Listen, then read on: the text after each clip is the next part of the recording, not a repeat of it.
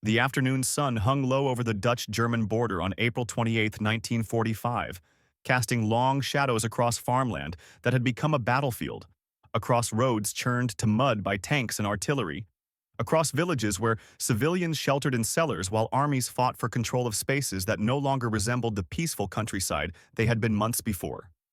The war in Europe was entering its final days, with German forces collapsing on all fronts, yet pockets of resistance remained, some fighting from genuine belief in final victory, others simply because surrender seemed impossible or dishonorable. Still others because the command structure had broken down so completely that isolated units had no clear picture of the larger strategic situation. Field Marshal Bernard Montgomery's 21st Army Group was advancing through northern Germany, methodically clearing resistance as it moved toward the ultimate objectives that would end the European war. The progression was professional and measured, consistent with Montgomery's approach throughout the campaign. Overwhelming force applied systematically, minimal risks taken, every advance carefully prepared and supported. Yet this methodical approach was about to encounter a situation that required something other than careful planning, something that would reveal aspects of Montgomery's character that his critics had long suspected and his defenders had consistently denied. The German defensive position in question was a fortified farmhouse complex near the small town of Meppen, a location of no particular strategic importance, but one that commanded a crossroads the British advance needed to secure. Intelligence reports indicated the position was held by perhaps 50 German soldiers under the command of a Wehrmacht major, an officer who had refused multiple surrender demands over the previous 2 days and whose troops had inflicted casualties on British patrols attempting to approach the position. The situation was militarily insignificant in the war's larger context. 50 Germans could not alter the outcome of anything, could not prevent the advance, could not meaningfully contribute to Germany's defense. Yet they could kill British soldiers, could delay the timetable Montgomery had established, and most significantly, could represent defiance of his authority in a moment when the field marshal's ego was particularly sensitive to any suggestion that his commands might not be instantly obeyed. Montgomery's headquarters had received the report of the German major's refusal to surrender, and the field marshal's response was immediate and unambiguous. The position would be reduced with maximum force, and the officer who dared refuse surrender would be made an example that would discourage similar resistance elsewhere. The British forces assigned to eliminate the German position consisted of an infantry company supported by artillery, tanks, and air support if needed, a massive application of force against a target that could arguably have been bypassed or contained with minimal resources. The commanding officer of the British unit, a captain who had fought through Normandy and beyond, privately questioned the necessity of the attack, but understood that Montgomery's headquarters had ordered it specifically, which meant the field marshal himself had taken personal interest in crushing this particular pocket of resistance. The preparation for the assault was thorough and professional, with artillery registered on the farmhouse, tank positions established to provide direct fire support, and infantry positioned for the final assault once the preparatory bombardment had done its work. The German position had no hope of survival once this force was brought to bear, yet the major commanding the defenders showed no indication of changing his decision to resist. Montgomery arrived at the forward command post overlooking the German position on the morning of April 29th, an unusual step for an Army Group commander to take regarding such a minor tactical situation. His presence indicated this was not simply about clearing a defensive position, but about something more personal, about demonstrating that defiance of Montgomery's authority would be met with overwhelming and disproportionate response. The field marshal observed the German position through field glasses, noting the white flag that flew alongside the German military colors, a signal that the defenders wished to negotiate terms rather than surrender unconditionally. This distinction was important to the German major, representing the difference between honorable capitulation under negotiated conditions and abject submission to enemy demands. For Montgomery, however, the distinction was intolerable. His policy throughout the campaign had been to accept only unconditional surrender, and any attempt to negotiate terms was viewed as unacceptable defiance that must be crushed rather than accommodated. The British captain commanding the assault force approached Montgomery with a suggestion that perhaps one more attempt at negotiation might save lives on both sides and avoid the destruction that the coming attack would inevitably cause. Montgomery's response was curt and revealing. indicating that the German major had been given his opportunity to surrender and had refused, and that the consequences of that refusal would now be demonstrated with such clarity that no other German officer would make the same mistake. The captain withdrew, understanding that the decision had been made not on military grounds but on personal ones. That Montgomery had decided this obscure German major's defiance required a response that would satisfy the field marshal's need to demonstrate his absolute authority. The assault was scheduled to begin at noon, with a 30-minute artillery bombardment followed by tank and infantry attack, a plan designed to annihilate rather than simply overcome the German resistance. At 11:30, a German soldier emerged from the farmhouse carrying a white flag and began walking toward British lines, a clear indication that the defenders wished to communicate before the attack commenced. Montgomery watched this approach through his field glasses and immediately ordered that the German soldier be turned back, that no communication would be accepted except unconditional surrender delivered by the major himself. This order was extraordinary and cruel, denying the established customs of warfare that permitted communication under flag of truce, denying the German defenders any opportunity to reconsider their position before the assault destroyed them.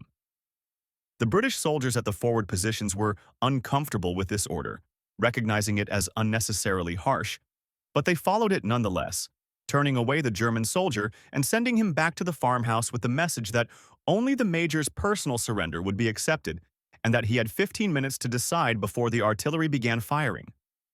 The German major's response came 10 minutes later, when he himself emerged from the farmhouse walking slowly toward British lines with his hands raised and his service pistol held by its barrel in a gesture of surrender. Montgomery watched this approach with what observers later described as satisfaction, seeing the German officer's capitulation as personal vindication rather than simply military necessity. Yet what happened next revealed the depths of Montgomery's vindictiveness and his need to humiliate those who had defied his authority. Rather than accepting the surrender in the normal military fashion, Montgomery ordered the German major brought to his command post, where the field marshal intended to personally receive the surrender, and, more significantly, to deliver a rebuke that would make clear the consequences of having initially refused his demands. The German major was a career officer in his mid-40s, a professional soldier who had survived years of war on multiple fronts and who carried himself with a dignity that military tradition demanded even in defeat. He arrived at Montgomery's command post, escorted by British soldiers, his uniform dirty but intact, his bearing correct despite the circumstances.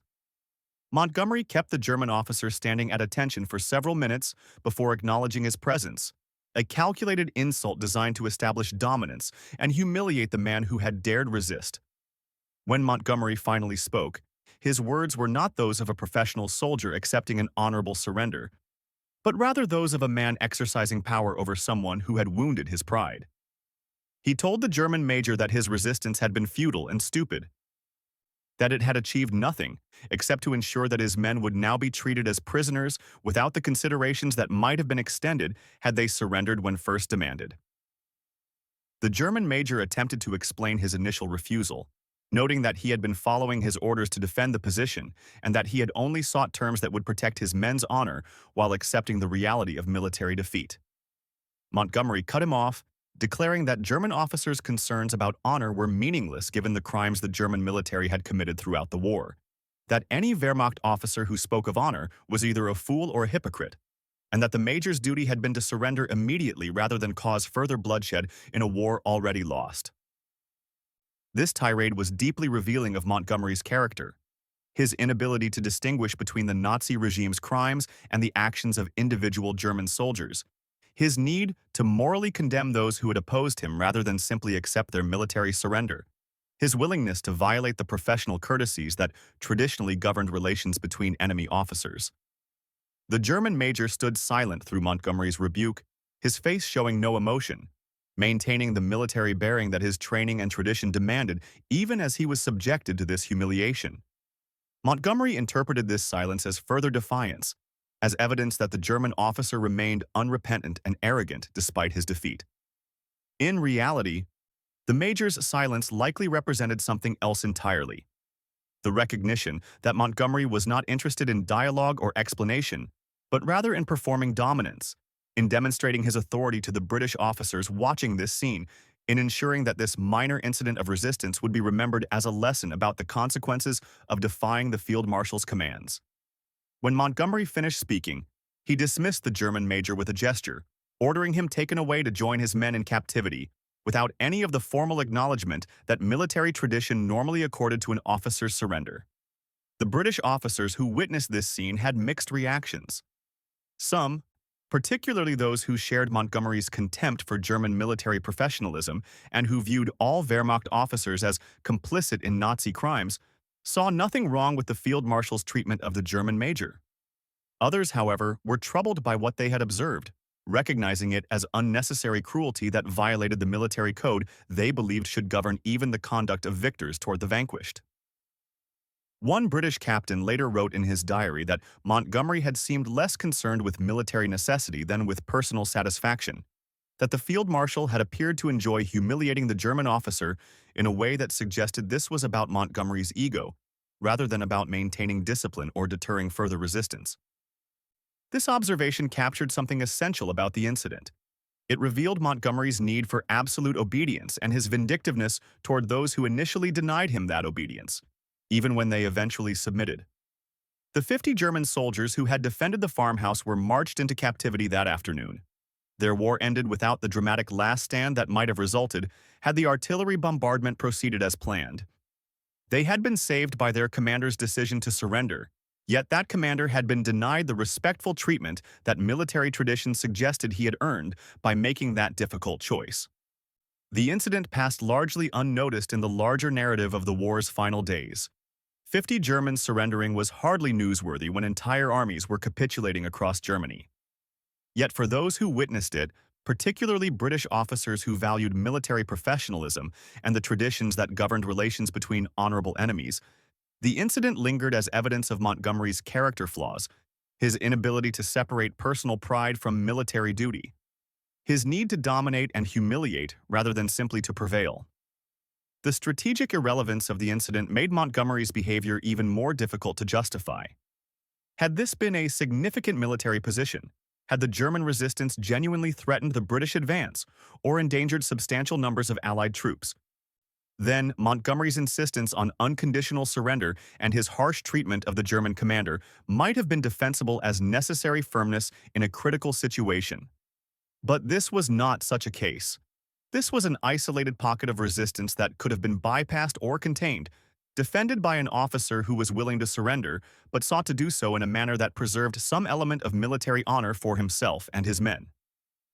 Montgomery's decision to take personal interest in crushing this resistance, to travel to the front to oversee the humiliation of the German major, suggested priorities that had little to do with military effectiveness and everything to do with personal ego. The incident also revealed Montgomery's relationship with German military professionals more broadly.